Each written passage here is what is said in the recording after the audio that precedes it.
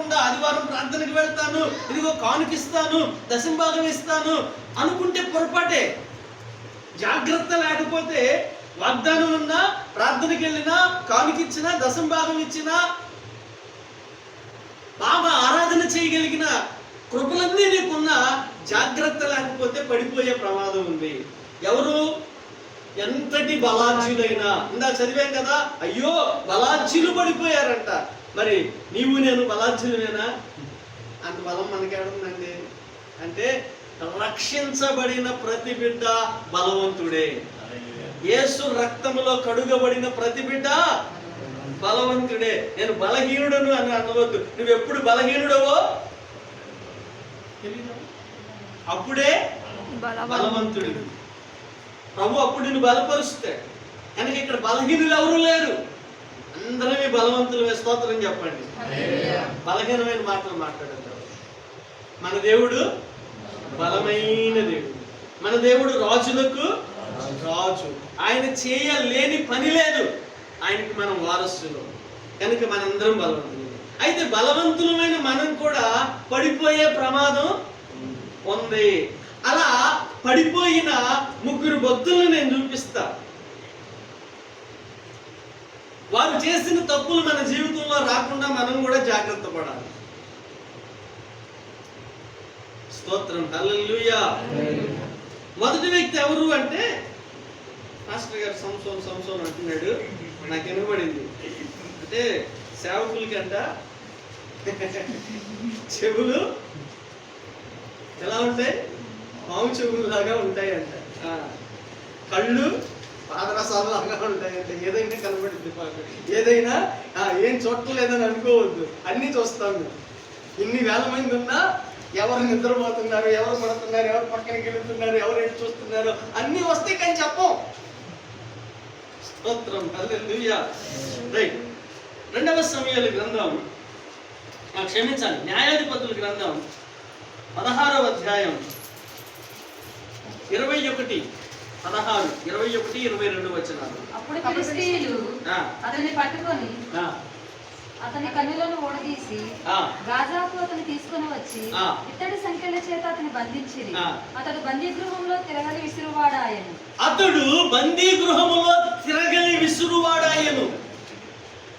అయితే అతడు క్షవరము చేయబడిన తరువాత అతని తల వెంట్రుకలు తిరిగి మొలుచుటకు రైట్. ఇక్కడ ఆగుదాం. ఎవరితను చెప్పాలి, వెనకోళ్ళు చెప్పాలి. ఎవరితను? సంసోను కదా. సంసోను అనగానే మనకేం గుర్తొస్తుంది? బైబుల్ మొత్తంలో సంసోను అనగానే బలవంతుడు గుర్తొస్తాడు. ఇక ఆ బలానికి మారు పేరుగా సంసోన్ని బైబుల్లో పెట్టారు. అంతటి బలవంతుడు. ఎంతటి బలవంతుడు అంటే, ఆయనకి ఏదైనా చిన్న ఆయుధం దొరికితే చాలు, దాంతో 1000 మందిని చంపగలిగినంత బలవంతుడు. అంతే బలవంతుడా అంటే వాగ్దానం ఉంది. అంతే బలవంతుడా అంటే ఏముంది? ఆయనకి దేవుని వాగ్దానం ఉంది. నాజీరు చేయబడిన వాడు, దేవుని కృప పొందుకున్నవాడు, అన్నీ ఉన్నాయి. మరి ఇంతటి బలవంతుడు ఎలా పడిపోయాడయ్యా? ఇంతటి బలవంతుడు గుడ్లు ఎలా తోడేశారయ్యా? ఇంతటి బలవంతుడు శత్రువుల దగ్గర ఎలా తిరగలిసుతున్నాడయ్యా అంటే కారణం ఏంటో చెప్పనా? పడిపోవడానికి మొదటి కారణం ఏంటి అంటే సహవాస లోపం. ఈ సంసోను ఎలాంటి వాడో తెలుసా? నేను బలవంతుడిని కదా, నాకు ఇంకొకటి తోడేంటి? నేను అన్ని చేయగలను కదా, నాకు ఇంకొకటి అవసరత ఏంటి అనే స్వభావం కలిగిన వాడు. మీరు చూడండి, సంసోను చరిత్ర అంతటిలో ప్రియమైన బిడ్డలారా, ఆయనకి ఎవరైనా ఒక ఆత్మ సంబంధమైన వ్యక్తి సహవాసం ఉన్నాడా? చూడండి, లేదు. ఆ లేని కారణం చేత ప్రియమైన బిడ్డలారా, యేసయ్య ఈ భూమి మీద ఉన్నప్పుడు పరిచర్యకి పంపించేటప్పుడు ఇద్దరిని పంపించాడు. అవునా? ఒక్కరిని పంపలేదు. ఎప్పుడు గృహదర్శనాలకు కూడా ఒక్కళ్ళనే వెళ్ళకూడదు. సరే, అది పక్కన పెట్టు. ఈ సంసోనికి సహవాసం లేని కారణం చేత ఆయన కంటికి ఏది నచ్చితే దాని కొరకు వెళ్ళడానికి ప్రయత్నం చేశాడు. కొన్ని వెళ్తున్నాడు అనుకో, చెప్పడానికి ఎవడైనా ఉన్నాడా? ఎవడు లేడు.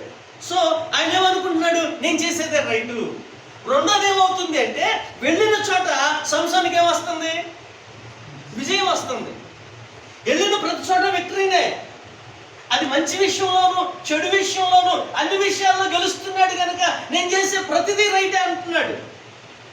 ప్రతి దానిలో యేసయ్య నాకు తోడున్నాడని అనుకుని భ్రమపడుతూ బ్రతుకుతున్నాడు. ఇక్కడ ఆలోచించవలసిన విషయం ఏంటి అంటే, పడిపోవడానికి అంతటి బలాఢ్యుడు తిరగలి విసిరే దిక్కుమాలిన స్థితికి రావడానికి కారణం మొదటిది సహవాసం. అయ్యా నువ్వు నాజీరు చేయబడిన వాడురా, నువ్వు అటు వెళ్ళకూడదు, ఇదిగో మనకైతే తగదు అని చెప్పుకోవడానికి అని చెప్పడానికి ఆయనకు మంచి స్నేహితుడు ఎవరు?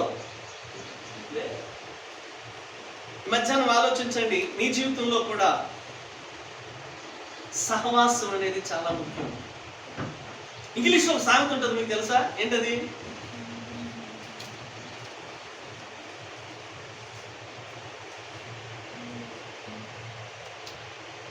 ఇంగ్లీష్ కదా, కొంచెం ఎత్తుక్కోవాలి. స్తోత్రం, hallelujah. Hallelujah. Tell me your friends name